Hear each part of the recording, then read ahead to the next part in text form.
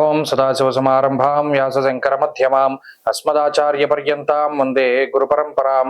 జ్యోతిషాస్త్రాన్ని భావితరాల వారికి ప్రసాదించిన ఋషుల యొక్క పాదపద్మాలకి నమస్కారం చేసుకుంటూ, అలాగే నాకు ఈ జ్యోతిష విద్య నేర్పిన గురువర్యులు జ్యోతిష బ్రహ్మ కీర్తిశేషులు శ్రీ ఏరంకి సూర్యనారాయణమూర్తి గారు, సూర్యశ్రీ దైవజ్ఞ గారి యొక్క పాదపద్మాలకి నమస్కారం చేసుకుంటూ, ఓం శ్రీ మహాగణాధిపతి నమః, శ్రీ గురుభ్యో నమః, హరి ఓం. వీక్షకులందరికీ నమస్కారం. వృశ్చిక రాశి వారికి ఈ వారం మిశ్రమమైనటువంటి గ్రహస్థితి గోచరిస్తూ ఉన్నది. ప్రత్యేకించి ఈ రాశి వారికి దశమ స్థానమందు కుజకేతువుల యొక్క సంచారం అది ప్రతికూలమే. నవమ స్థానమందు రవి బుధులు ప్రతికూలము. అష్టమ గురుడు దోషప్రదుడు. సప్తమ స్థానస్థిత శుక్రుడు మిశ్రమ ఫలదాత. పంచమ స్థానస్థిత శనేశ్వరుడు వక్రగతి శనేశ్వరుడు వ్యతిరేకమైన ఫలదాత.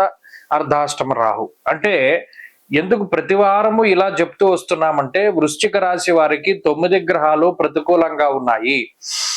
ఇది ఎప్పుడు మారుతుందండి అంటే, మారుతుంది, ఈ నెలాఖరికి మారుతుంది. అప్పటి వరకు ఈ విషయాన్ని చాలా జాగ్రత్తగా గుర్తుపెట్టుకోవాలి. అందుకనే ప్రతి వారము కూడా 9 గ్రహాలు ప్రతికూలంగా ఉన్నాయి అనేటువంటి మాటని పదే పదే ఎందుకు చెప్పవలసి వస్తోంది?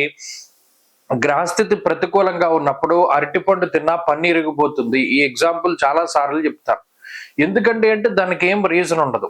ఇప్పుడు ఉదాహరణకి దశమంలో కుజకేతువుల యొక్క సంచారం ఉన్నది.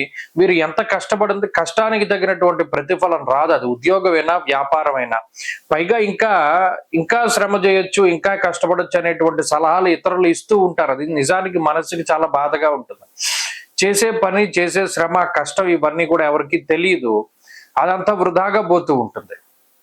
అలాగే నవమ స్థానస్థితి రవి విచారే నవమే రవవు అన్నది శాస్త్రం. ప్రతిసారి బాడీ ప్రెజెంట్, మైండ్ ఆబ్సెంట్, ఎక్కడో ఆలోచన చేస్తూ ఉంటారు.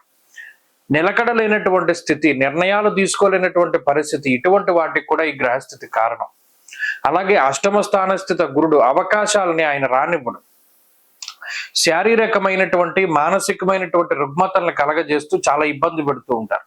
అంటే ఇలా చెప్పుకుంటూ పోతే ప్రతి గ్రహము ఏదో ఒక వ్యతిరేకమైన ఫలితాలను ఇస్తోంది. మరి వీటి నుండి ఏది కాపాడుతుంది? దైవ బలం కాపాడుతుంది. మీ ఉపాసనా బలం, మీ మీద ఉండేటువంటి దైవానుగ్రహం, అలాగే జాతకంలో ఉండేటువంటి దశాంతర దశలు, అవి బాగుంటే ఈ గ్రహస్థితి దాటేస్తారు. కాబట్టి ఈ వారం కూడా ఈ విషయాలన్నింటినీ దృష్టిలో పెట్టుకుంటూ భగవద్ అనుగ్రహం కోసం ప్రయత్నం చేయాలి.